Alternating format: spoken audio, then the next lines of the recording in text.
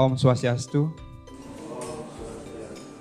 Bapak Ibu Guru dan staf pegawai SD Negeri 3 Groga.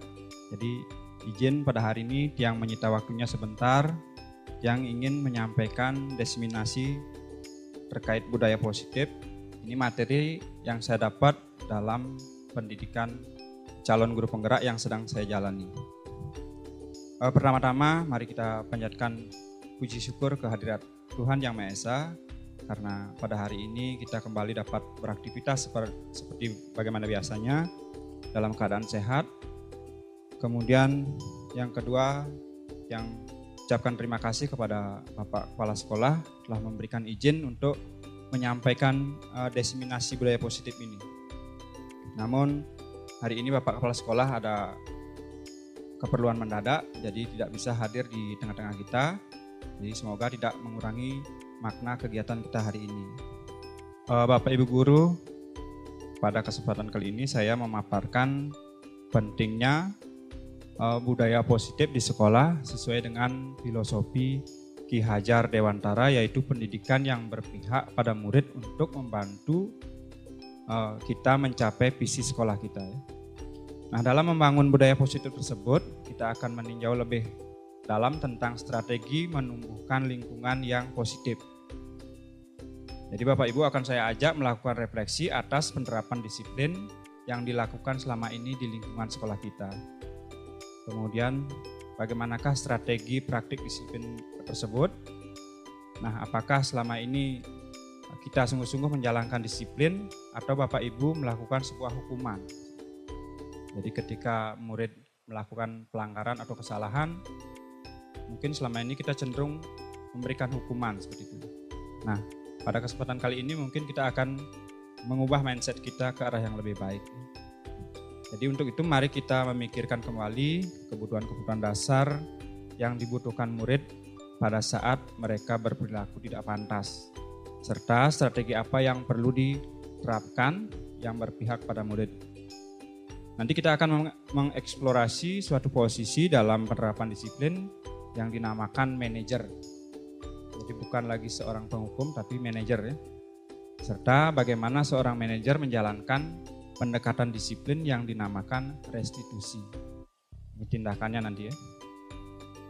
Jadi kita akan mendalami bagaimana pendekatan restitusi fokus untuk mengembangkan motivasi intrinsik pada murid yang selanjutnya dapat menumbuhkan murid-murid yang bertanggung jawab, mandiri dan merdeka. Jadi nantinya kita mengharap apa yang anak-anak kita lakukan itu bersumber dari motivasi dalam dirinya, intrinsik ya. Bukan karena peraturan sekolah. Seperti itu kira-kira Bapak Ibu. Kemudian yang lanjut, jadi konsep inti dari budaya positif tersebut yang pertama adalah perubahan paradigma belajar. Kemudian yang kedua, disiplin positif. Yang ketiga, nilai-nilai kebajikan. Yang keempat, kebutuhan dasar manusia. Yang kelima, motivasi perilaku manusia. Selanjutnya, posisi kontrol guru. Kemudian keyakinan kelas. Dan yang terakhir adalah segitiga restitusi. Itu rangkaian materi yang akan saya paparkan pada hari ini.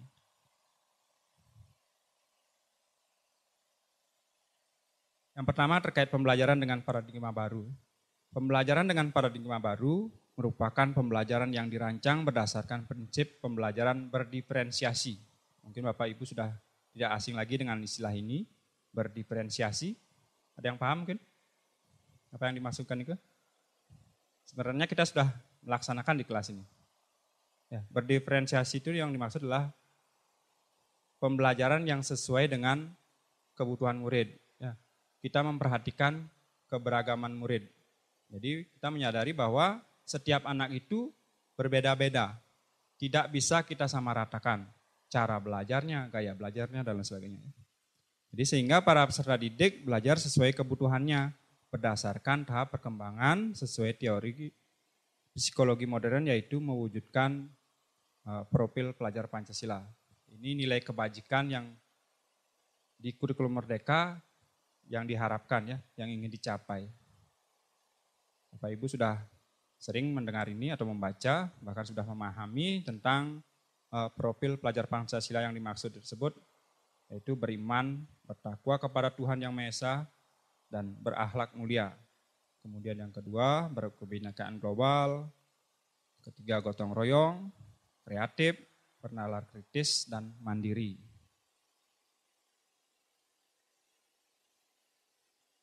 Jadi ada miskonsepsi tentang teori kontrol. Ya.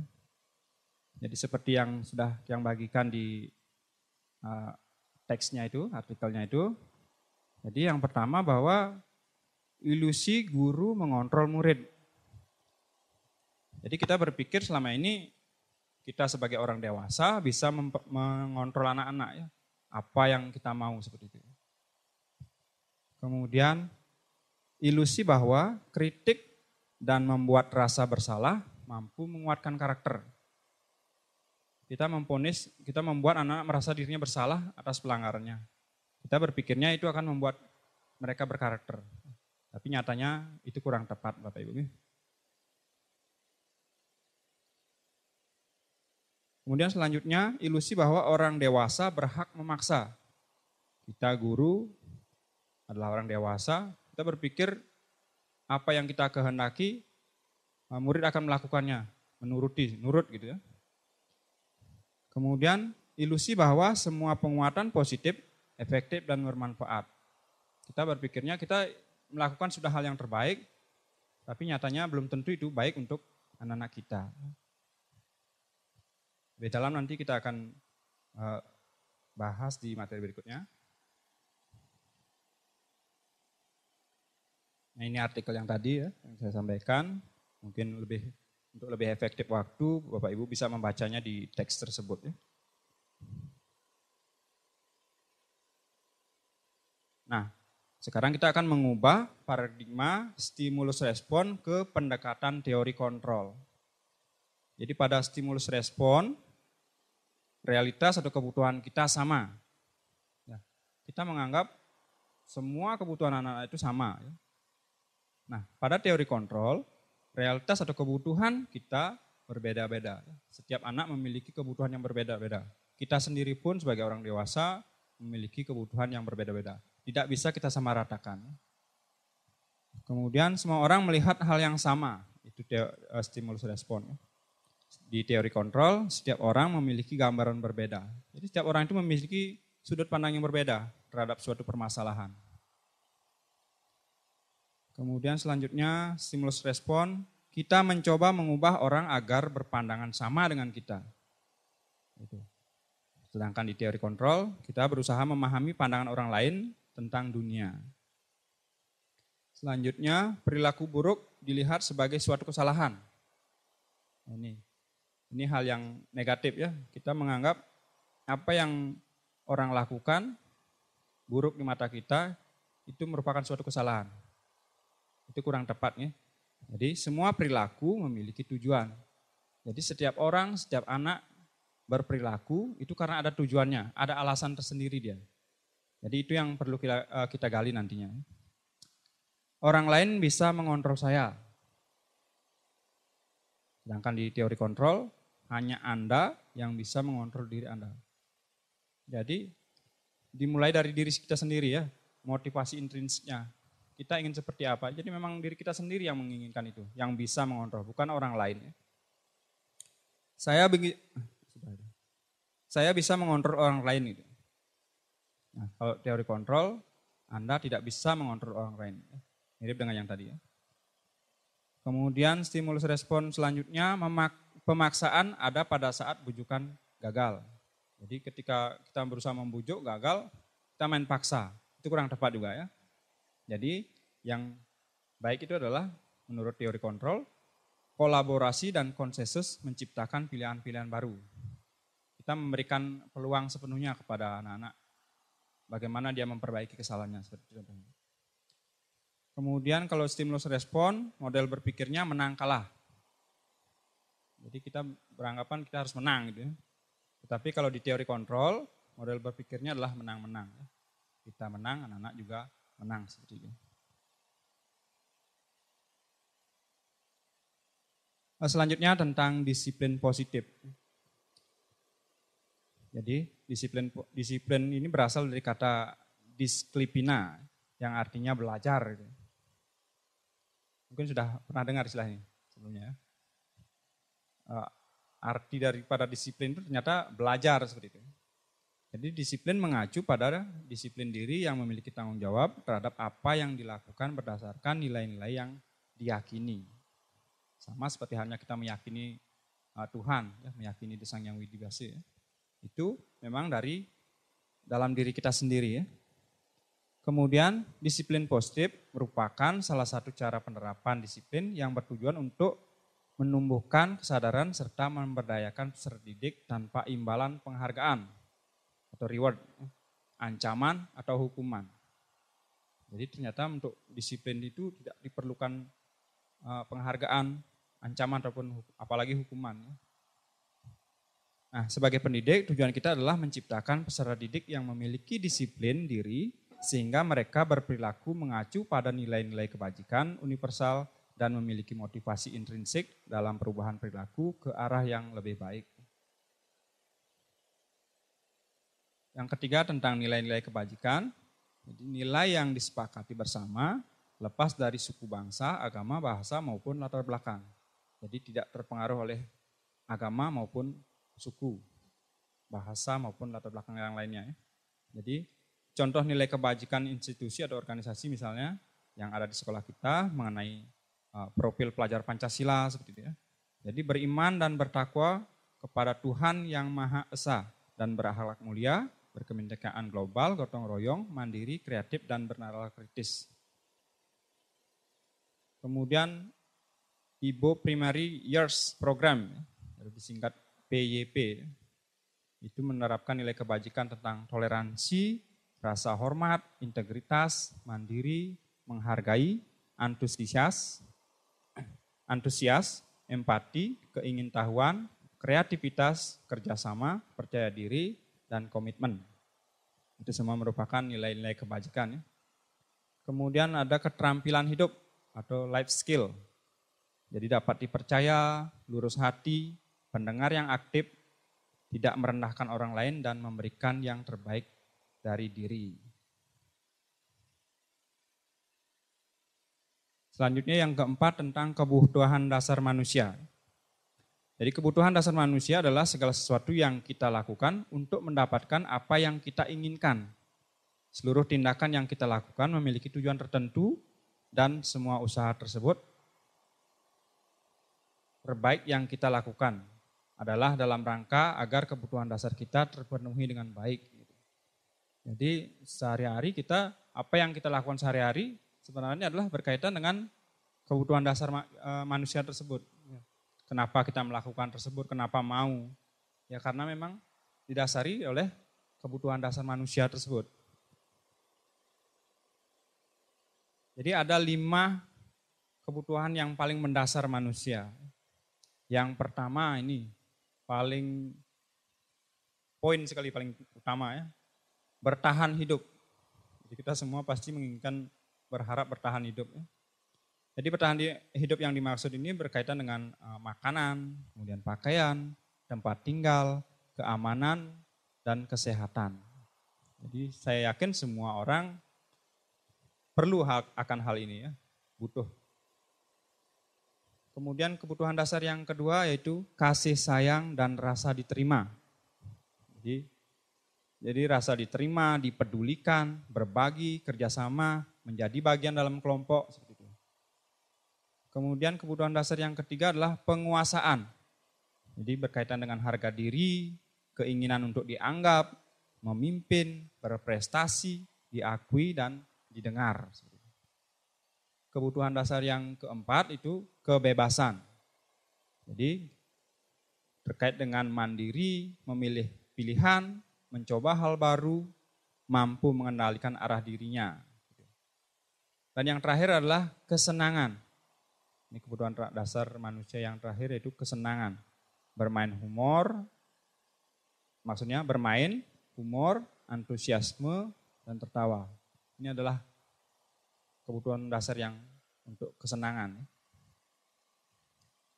Selanjutnya yang kelima tentang motivasi perilaku manusia.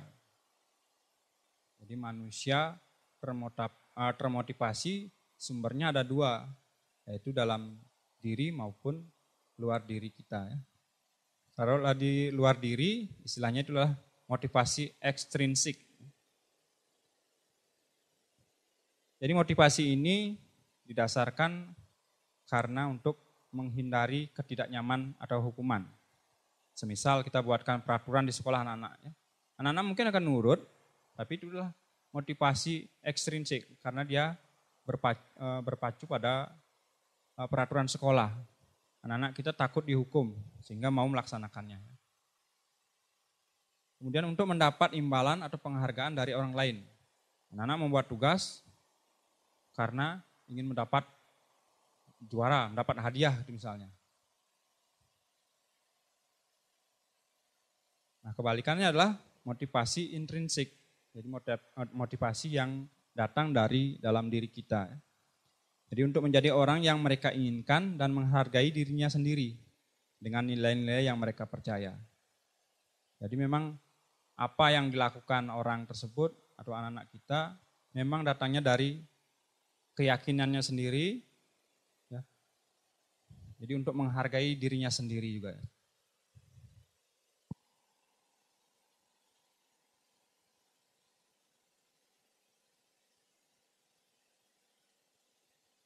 Jadi di sini ada 3 hal yang berkaitan dengan bagaimana melaksanakan tindakan atau mengeksekusi kesalahan siswa ketika siswa melanggar. Ya. Yang pertama ada hukuman, ada konsekuensi, ada restitusi. Kalau hukuman itu tidak terencana, tiba-tiba. Jadi anak-anak ketika melanggar langsung dihukum seperti itu. Murid tidak tahu apa yang akan terjadi atau tidak dilibatkan. Jadi bersifat satu arah dan berupa hukuman fisik atau psikis.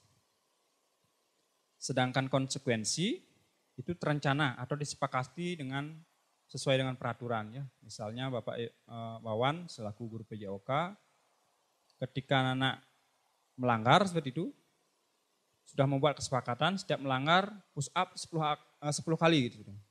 Itu hal yang wajar ya, karena sudah disepakati. Jadi anak-anak tidak secara tiba-tiba menerima hukuman tersebut atau konsekuensi tersebut. Kemudian murid tetap dibuat tidak nyaman. Ya, tentu. Jadi mereka pasti merasa payah, kemudian kecewa atau malu dengan teman-temannya ya karena mendapat hukuman tersebut walaupun berupa konsekuensi yang sudah disepakati sebelumnya. Ya. Sikap guru selalu memonitor murid. Jadi kita mantau terus muridnya seakan-akan kita mencari kesalahan siswa seperti itu ya. Nah, bagaimana dengan restitusi? Restitusi sini proses menciptakan kondisi bagi murid untuk memperbaiki kesalahannya. Jadi diserahkan kepada murid bagaimana dia menyelesaikan atau memperbaiki kesalahannya. Sehingga ketika dia kembali dengan kelompoknya, kembali dengan teman-temannya, dia merasa lebih percaya diri. Tidak ada rasa kekecewaan, tidak ada rasa malu seperti itu. Kemudian proses kolaboratif yang mengajarkan murid untuk mencari solusi sendiri. Kita berkolaborasi dengan anak-anak, tidak satu arah saja. Jadi anak-anak mencari solusi atas pelanggaran yang dilakukannya dan mereka akan berjanji untuk tidak mengulang lagi atau berbuat yang lebih baik lagi. Yang keenam itu tentang 5 posisi kontrol guru. Yang pertama itu sebagai penghukum. Kemudian yang kedua, pembuat merasa bersalah. Yang ketiga, teman. Yang keempat, pemantau. Dan yang kelima adalah manajer. Seperti itu ya. Jadi apa yang dimaksud dari kelima ini? Mari kita lebih dalam lagi simak. Nah, pada teks yang sudah saya bagikan di sana ada artikel yang membahas tentang kelima posisi kontrol guru tersebut. Jadi Bapak Ibu bisa membacanya. Jadi agar lebih efektif waktu kita. Kemudian yang kurang senang membaca, di sini saya punya video, Bapak Ibu bisa menyimaknya. Saya tekankan kembali, jadi ada contoh penerapan 5 posisi kontrol guru ya. Jadi kasusnya adalah siswa tidak memakai atribut lengkap saat upacara bendera. Nah, posisi menghukum, itu kita akan menghukum hormat pada bendera selama 1 jam. Itu posisi kontrol menghukum. Kemudian membuat rasa bersalah. Jadi kita sering melontarkan kalimat, berapa kali ibu atau bapak harus memberitahu kamu. Kamu selalu saja mengecewakan ibu bapak. Seperti itu. Jadi murid merasa bersalah dia.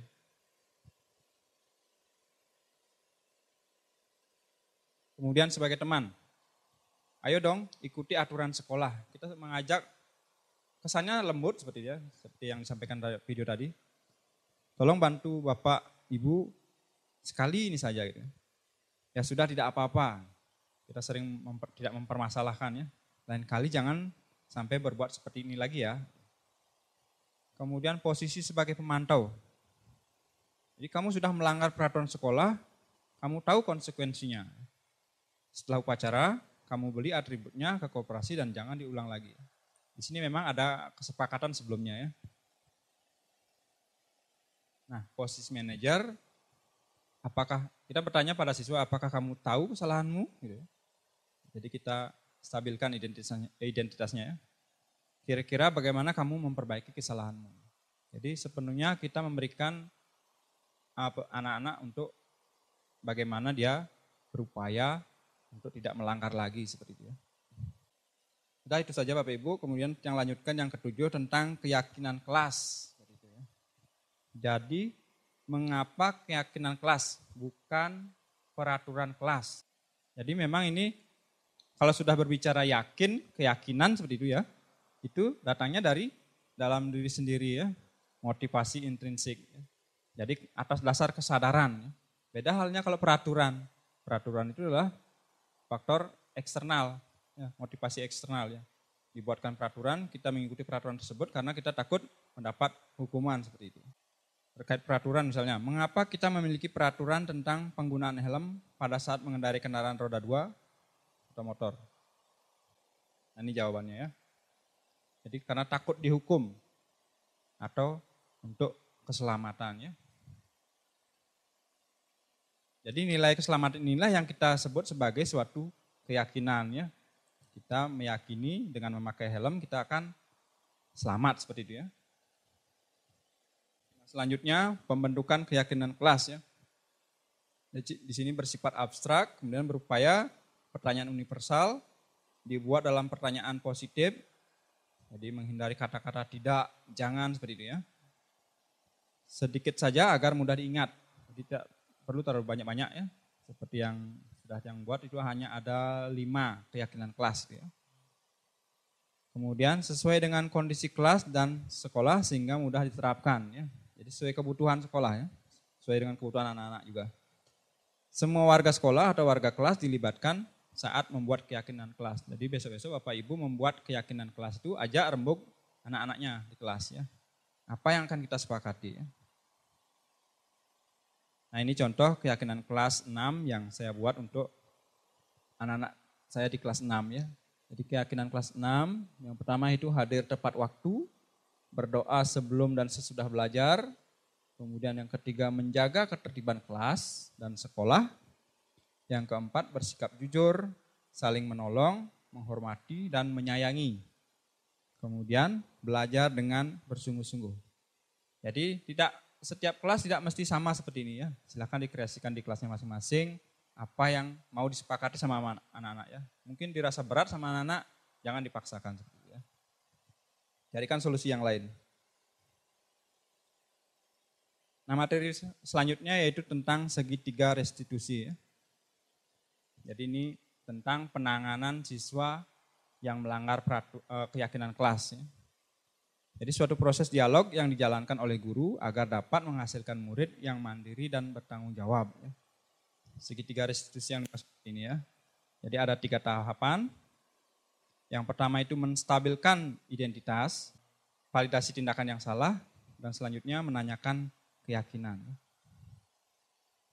Jadi pada tahap menstabilkan identitas, ini berdasarkan prinsip membuat kesalahan adalah bagian dari proses pembelajaran.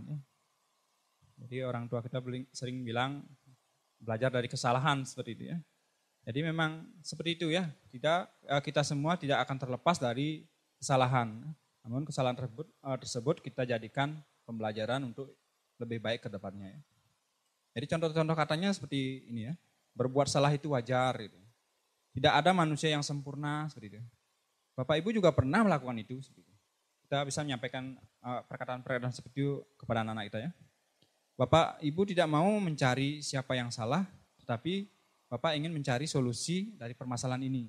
Jadi kita berusaha mengajak siswa tersebut mencari solusi atau perbaikan bagaimana agar kedepannya lebih baik lagi.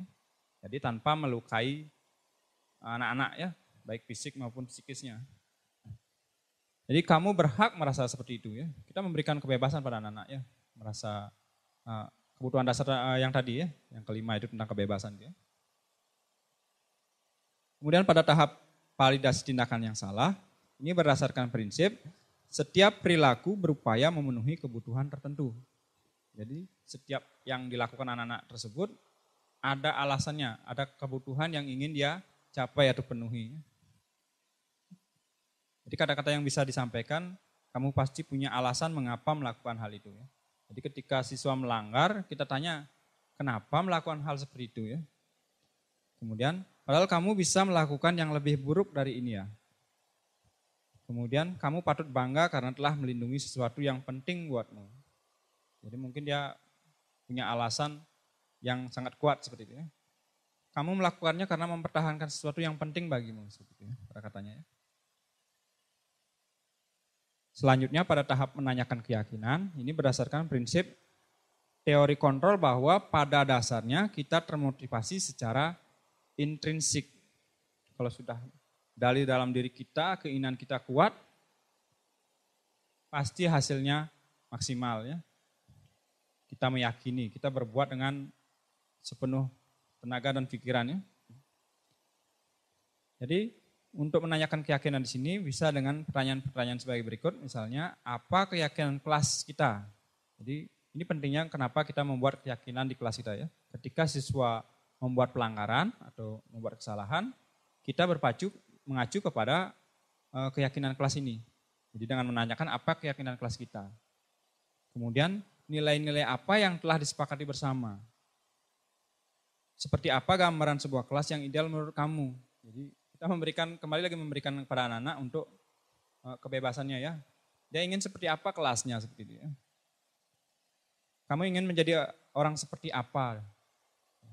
Jadi seperti video tadi ya, dia akan bercerita apa yang dilakukan untuk memperbaiki kesalahannya tersebut. Bapak Ibu, untuk memperjelas lagi materi tentang segitiga restitusi, mari kita simak kembali sebuah video tentang segitiga restitusi. Jadi demikian Bapak Ibu terkait dengan materi segitiga restitusi ya. Dan berikutnya adalah ini contoh sederhana. Ya, selamat pagi Dewi. Tahu kenapa Bapak panggil ke ruang guru? Mungkin karena belum buat PR dan mengerjakannya di kelas tadi Pak. Baiklah Dewi, setiap orang pasti pernah melakukan kesalahan. Termasuk Bapak sendiri pernah berbuat salah. Namun setiap kesalahan pasti ada alasannya. Nah, kenapa Dewi bisa lupa membuat PR? Ya Pak, karena saya kemarin asik menonton TikTok sampai malam dan lupa membuat PR. Nah, Dewi masih ingat nggak dengan keyakinan kelas yang di awal tahun pelajaran kita buat bersama? Ya Pak, saya masih mengingatnya. Nah, keyakinan kelas yang mana yang belum Dewi dilaksanakan? Disiplin dan tanggung jawab Pak. Nah, lalu, apa yang akan Dewi dilakukan nanti? Saya berjanji tidak akan mengulangi kesalahan ini lagi. Dan mulai hari ini saya akan mengurangi beban HP sebelum selesai mengerjakan PR. Ya, bagus, Bapak apresiasi rencana disiplin dan tanggung jawabmu ya. Nah sekarang Dewi boleh melanjutkan istirahat. Baik, terima kasih Pak.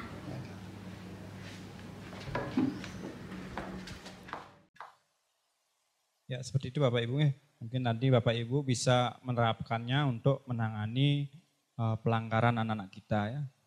Jadi demikian Bapak Ibu materi tentang budaya positif pada diseminasi kali ini.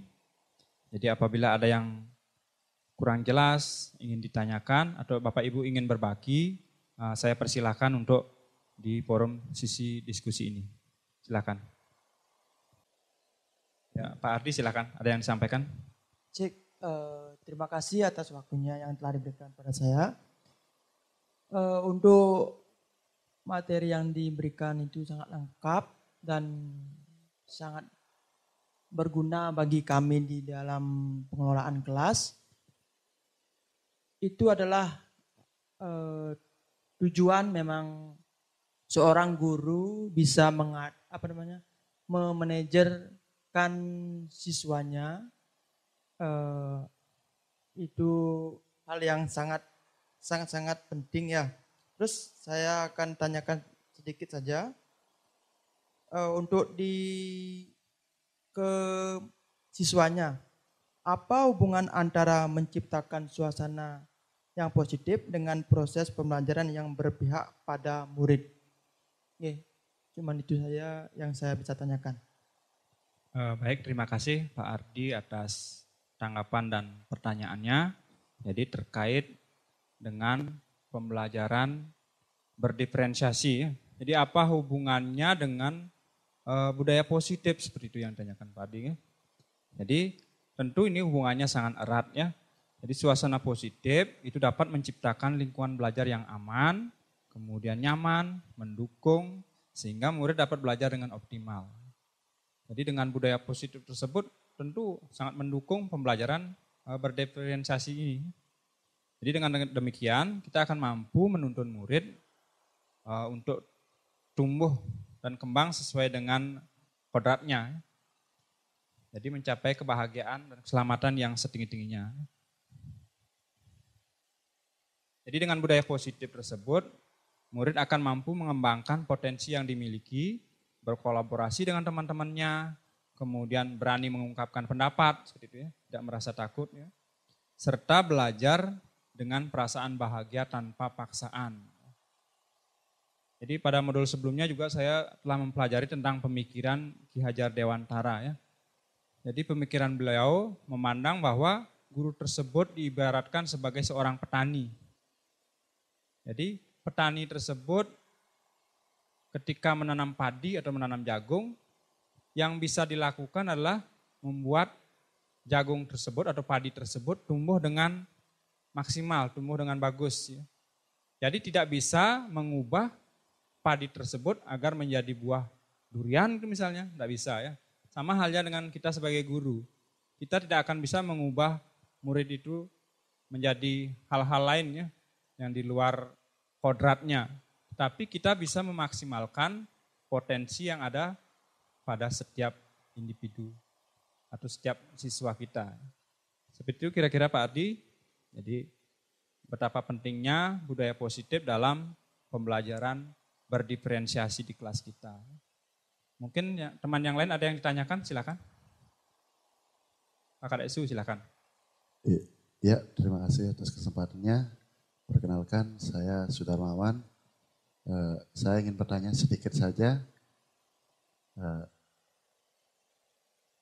Yang pertama mungkin apa bisa kita menerapkan manajer di kelas rendah terutama di kelas 1 seperti saya mengajar di kelas 1, apa ini bisa diterapkan untuk di kelas rendah? Seperti itu saja. Baik, terima kasih. Baik, terima kasih Pak Kadek Sudarmawan atas pertanyaannya. Jadi apakah posisi kontrol sebagai manajer tersebut bisa kita terapkan di kelas 1 atau di kelas rendah? Jadi di semua jenjang pendidikan, tidak hanya di sekolah, di rumah pun sebenarnya bisa diterapkan posisi manajer ini. Jadi tahapan-tahapannya kita lakukan ya. Pertama mulai dari membuat keyakinan dulu, kita ajak anak-anak membuat keyakinan dulu. Nanti atas dasar keyakinan tersebut kita mengacu terhadap pelanggaran yang anak-anak lakukan. Mengingatkan kembali mereka kan sudah pernah meyakini seperti ini misalnya. Sudah pernah meyakini harus hadir ke sekolah tepat waktu seperti ini misalnya. Jadi berdasarkan tersebut kita akan memberikan peluang kepada anak-anak untuk menyampaikan hal-hal apa yang dilakukan untuk memperbaiki kesalahannya seperti itu. Jadi bisa dilaksanakannya tidak hanya di kelas rendah, kelas tinggi, SMP, SMA, bahkan perguruan tinggi dan di lingkungan keluarga juga penting ini diterapkan ya. Posisi manajer seperti ini, Bapak Ibu guru membina anak-anaknya di rumah bisa dibuatkan keyakinan terlebih dahulu. Jadi ketika dia berbuat kesalahan, kita bisa mengajaknya untuk meluruskan kesalahan tersebut dari keyakinan yang telah disepakati tersebut. Seperti itu Bapak, Adik Saudara Mawan. Kemudian yang lain, ada lagi pertanyaan? Dirasa cukup Bapak Ibu? Jadi untuk itu, yang tutup kegiatan diseminasi pada kali ini. Jadi dalam penerapan program disiplin positif, hendaknya guru memiliki standar kepribadian, profesional, dan sosial yang baik di mana guru mampu merefleksi dirinya dalam posisi kontrol saat ini. Bagaimana perjalanan dirinya sebagai among atau manajer yang menuntut murid-muridnya menjadi insan yang mandiri, merdeka, dan bertanggung jawab. Ini sesuai dengan standar nasional pendidikan. Baiklah Bapak Ibu, demikian diseminasi tentang budaya positif dari saya pada kesempatan kali ini. Apabila ada hal yang kurang berkenan, mohon dimaafkan. Jadi kedepannya mari kita bersama-sama berbenah untuk kemajuan sekolah kita. Acara yang tutup dengan Parama Santi. Om, Santi, Santi, Santi, Om. Selamat siang Bapak Ibu.